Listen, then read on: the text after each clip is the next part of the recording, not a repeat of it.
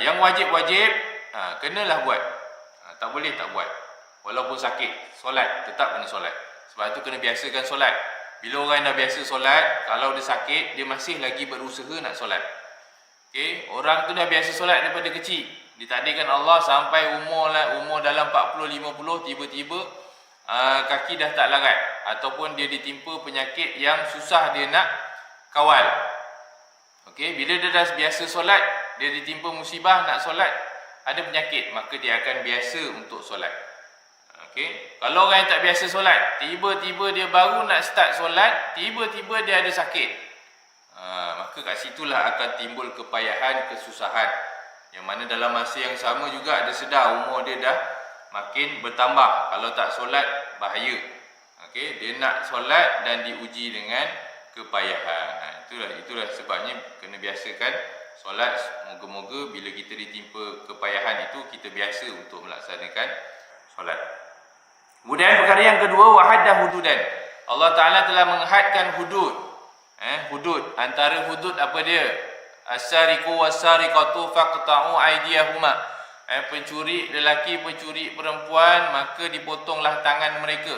Ataupun hukuman qazaf. Apa itu qazaf? Menuduh orang yang perempuan yang bermaruah itu, maruahnya elok itu, dituduh berzina. Itu qazaf. Tak ada bukti. Disuruh diminta datangkan bukti, tak ada. Maka yang dituduh itu kena hukuman sebatan 40 kali sebatan. Okay, 80 kali sebatan. Kemudian minum arak 40 kali.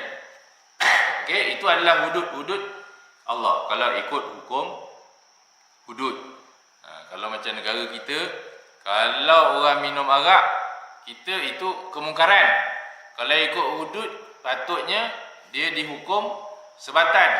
Tapi tempat kita tak mengamalkan hudud sepenuhnya, maka apa yang kita perlu buat sebagai amal makruf nahi munkar, kita laporkan kepada pihak berkuasa, pihak majlis agama contohnya, pihak-pihak yang berkaitan, penguat kuasa contohnya, laporkan.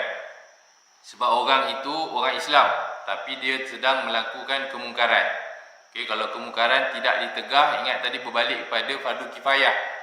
Satu kampung tak menegur orang tu tentang kemungkaran, satu kampunglah akan menanggung dosa kerana tidak menegur amal ma'ruf nahi munkar. Okey, yang menariknya berkenaan tentang hudud, okey, semua itu adalah hukuman yang telah Allah Taala tetapkan. Namun ada beberapa keadaan yang kita lihat uniknya berlaku pada zaman Nabi dan juga zaman sahabat, iaitu hukuman Allah ini wajib dilakukan. Namun ada beberapa keadaan yang dilihat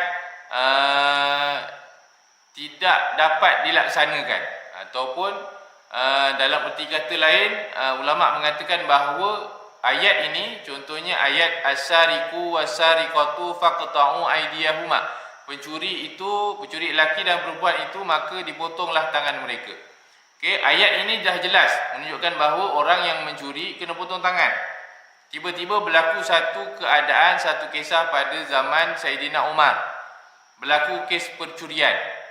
Sayyidina Umar selidik-selidik, yang mencuri itu seorang perempuan, ibu tunggal. Tengok-tengok lagi, selidik-selidik lagi, kenapa mencuri? Dia mencuri kerana darurat yang terakhir, iaitu kalaulah dia tak mencuri, dia tak makan, dan kalau dia tak makan, dia mati. Itu ada daruriyah dia, punca asbab dia kenapa dia terpaksa mencuri. Itu berlaku pada zaman Sayyidina Umar. Maka dibincangkan oleh Sayyidina Umar. Sayyidina Umar tengok, melihat ayat Al-Quran, orang ini patutnya tangannya dipotong. Okey, tangannya dipotong. Tapi Sayyidina Umar selesaikan dengan penuh hikmah. Sayyidina Umar lebih cenderung untuk memberi hukuman yang lebih ringan, kerana dibahaskan kepada masyarakat bahawa keadaan itu yang bersalah sebenarnya orang-orang yang mampu di sekeliling perempuan tersebut. Kalau orang-orang sekeliling bersedekah kepada orang yang susah itu tadi, kalaulah orang pemerintah dapat membahagikan harta-harta amil, harta-harta baitul mal kepada orang-orang yang susah, maka pasti orang yang susah yang mencuri itu terselamat daripada jenayah kecurian. Itu hikmahnya. Sayyidina Umar. Dia cakap yang bersalah ni dalam hal ini, kes ini khusus orang-orang yang berada di sekeliling. Perempuan itu dia terpaksa kerana darurat. Berbeza dengan kes yang lain. Dia tidak ditipu darurat. Dia hanya tak boleh mencuri, tapi dia mencuri.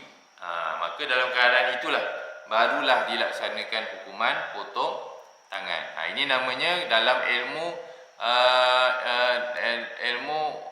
ulum tafsir disebut al-ibrah bi khususil asbab la bil umumil lafzi. Kesan hukum itu adalah berdasarkan sebab yang khusus, bukan pada lafaz yang umum. Kalau tengok ayat Al-Quran tadi, lafaz dia dah terang sebut yang mencuri wajib potong tangan. Tapi rupa-rupanya di sebalik ayat itu perlu dilihat asbab yang asal, asbab yang sebenar. Barulah hukum Islam itu dapat diamalkan dengan penuh adil dan